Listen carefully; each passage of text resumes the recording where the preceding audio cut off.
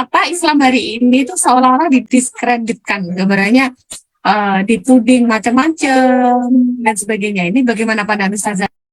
Ya, ya, kalau kemudian kita bicara serangan yang kemudian dilakukan kepada Islam hari ini atau dialami Islam hari ini, ya bisa kita bilang bukan tanpa apa namanya, bukan tanpa sengaja, bukan tiba-tiba, gitu ya. Tetapi memang karena musuh-musuh Islam itu menyadari betul rahasia umat Islam itu adalah terletak pada pemahaman yang mereka punya terkait dengan Islam sebagai way of life dan penerapan yang bagus dari hukum atau Islam sebagai jalan hidup tadi, itu yang menjadi rahasia kekuatan mereka. Maka dua hal itu kemudian akan diserang. Bagaimana membuat kaum muslimin, benak-benak mereka itu mengalami kelemahan yang amat sangat terhadap syariah Islam itu sendiri, sehingga terjadi dhafus syadid fi fahmil Islam, ya, kelemahan yang sangat di dalam memahami Islam. Itu memang dibikin begitu sampai kelemahan yang sangat ini bahkan sampai mengantarkan kaum muslimin itu dijauhkan dari alat yang mereka harusnya kuasai untuk memahami Islam, itu misalkan bahasa Arab. Jadi mereka tidak merasa perlu untuk mempelajari bahasa Arab, mereka tidak merasa perlu untuk bisa membaca Al-Quran, mengerti apa hukum di dalamnya, bahkan kemudian nanti merasa perlu untuk menerapkannya. Atau kalaupun misalkan mereka itu sudah memiliki satu pemahaman tertentu tentang syariah Islam ini, bagaimana pemahaman itu kemudian diselewengkan, gitu kan ya. Seperti, nah misalkan saya ambil contoh, bahwa homoseksual atau Sodom, perbuatan kaum Sodom itu dalam Islam itu sebenarnya sangat jelas itu termasuk perkara ma'lumun minad din bil darurah, itu semua orang ya di dalam Islam itu perkara yang sangat jelas, gak ada ulama yang kemudian memahami bahwa homoseksual itu halal. Semua paham haram, bahkan semua paham untuk liwat, aktivitas liwat itu hukumnya hukumannya adalah hukuman mati. Cuman akan ada perbedaan itu dalam hal bagaimana cara sanksi, menjatuhkan sanksinya, kan begitu yang akan ada perbedaan. Tetapi bahwasanya hukuman bagi para pelaku liwat itu adalah hukuman mati, itu semuanya sama begitu. Nah, hari ini itu kemudian menggunakan lisan-lisan intelektual muslim dilakukanlah upaya untuk merevisi mafhum itu, membelokkannya. Misalkan ada sebuah buku judulnya adalah Fikih Seksualitas, dibuat bahkan oleh guru besar kampus Islam di Indonesia ini, salah satu penulisnya. Nah, di situ itu kemudian diterangkan bahwa homoseksual termasuk di dalamnya LGBT itu tidak sama dengan liwat, tidak sama dengan perbuatan kaum Sodom. Yang itu kemudian berarti pasti haram, ya, enggak begitu. Itu mulai dipisahkan, beda homoseksual dengan liwat itu beda. Lalu bahkan kemudian diarahkan kepada normalisasi homoseksual itu tadi, karena dia bukan liwat, dia bukan perbuatan kaum Sodom. Coba dibuka, itu ada bukunya itu seperti itu. Nah, ini upaya apa? Ya, untuk merusak pemahaman yang dimiliki oleh kaum muslimin dari sisi pemahaman. Sisi yang lain, rahasia kekuatan kaum muslimin itu kan pada penerapannya. Nah, maka bagaimana upaya-upaya untuk mengembalikan syariah kafah tadi kepada kehidupan, itu yang akan diserang.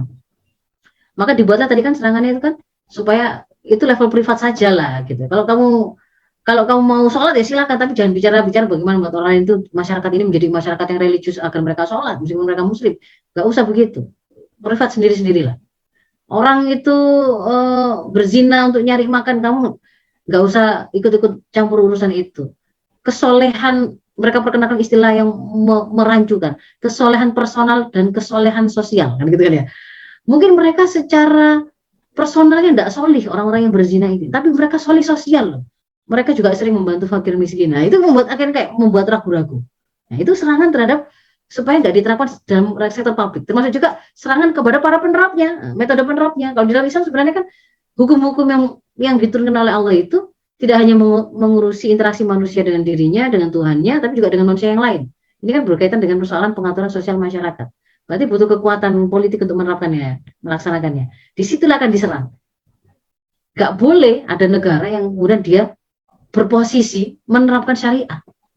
Syariah itu nggak boleh muncul ke dalam kehidupan publik. Kalau ada orang yang menyuarakannya, dijadikan itu sebagai bahan untuk kemudian dia sampaikan harus diterapkan. Wah, itu berarti politik identitas. Mereka akan serang. Itu jualan agama. Itu kepentingan sesaat. Itu memecah belah. Maka akan serangannya ke arah untuk mencegah penerapan. Nah, itu memang sebuah upaya untuk menjauhkan penerapan Islam itu dari kehidupan. Kenapa? Karena kalau sampai kaum muslimin itu menerapkan kembali syariah Islam secara kafah, itu realnya maka mereka harus kehilangan Freeport. Freeport harus kehilangan tambang emas di Papua itu. Karena apakah dalam konsep Islam yang namanya tambang, barang-barang tambang yang sifatnya itu tak terbatas, itu milik umum, milik umat. Nggak boleh dimiliki oleh perorangan maupun swasta, kelompok ataupun perorangan. Tapi dia milik umat, hanya boleh dikelola oleh negara untuk dikembalikan lagi kepada umat. Bahkan negara nggak bisa mengalih tangankan, memberikannya kepada siapapun. Nah, jadi kemudian kaum muslimin itu minta diterapkan syariah Islam, maka di situ akan diterapkan hukum ekonomi seputar kepemilikan. Ada kepemilikan individu, kepemilikan masyarakat, ada kepemilikan negara. Termasuk diantaranya berarti para penjajah itu akan kehilangan kekuasaan mereka atas barang-barang tambang dan sumber daya alam yang hari ini mereka kangkangi, kan begitu kan? Karena mereka menguasai hutan, mereka menguasai laut, mereka menguasai gunung, mereka menguasai barang-barang tambang seperti emas, seperti nikel, seperti seterusnya. Itu contoh di antara implikasinya, maka mereka berusaha mencegahnya. Nah, termasuk juga serangan-serangan terhadap hukum misalkan keluarga dan pergaulan gitu ya. Upaya itu di antara upaya untuk merusak kualitas generasi. Generasi itu lahir dari keluarga. Generasi muda Islam itu yang dia kalau pakai perspektif Islam, semua generasi yang dilahirkan oleh Islam itu kan harusnya kan generasi tangguh, siap jadi mutakinah imamah, siap menjadi pelaku amar ma'ruf nahi munkar. Nah, ini kalau itu sampai lahir generasi yang kayak begitu, pasti akan menyadari betul adanya penjajahan yang mereka lakukan, musuh-musuh Islam ini. Maka kan mereka harus lemahkan itu. Mereka harus jauhkan generasi itu dari terdidik, terbina oleh Islam. Dilemahkanlah institusi keluarga. Diseranglah hukum seputar kekawamahan seorang suami. Diajarkanlah kepada para perempuan untuk mandiri dan merasa tidak butuh suami. Dibikinlah satu sama lain itu saling iri atau hasad tentang peran dan masing-masing. Terlantarlah anak dan seterusnya begitu ya.